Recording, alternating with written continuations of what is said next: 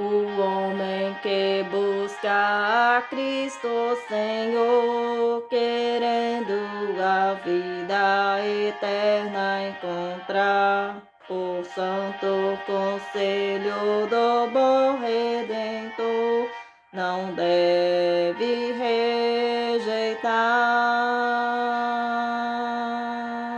Terá que renascer, terá que renascer. Quem quer habitar nas moradas de Deus, terá que renascer.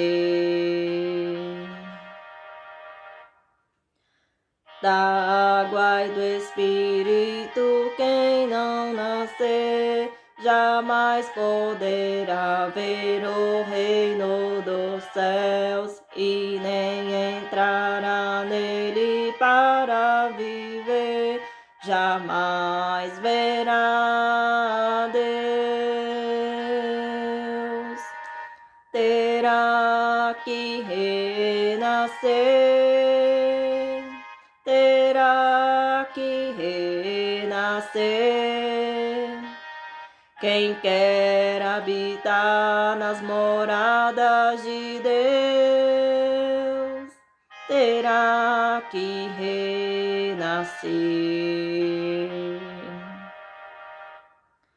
Só Cristo unigênito, Filho de Deus, liberta o homem da condenação, a fim de levá-lo ao reino dos céus e dar-lhe galardão.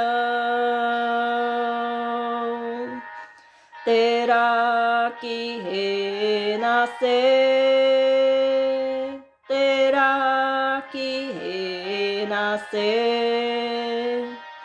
Quem quer habitar nas moradas de Deus, terá que renascer.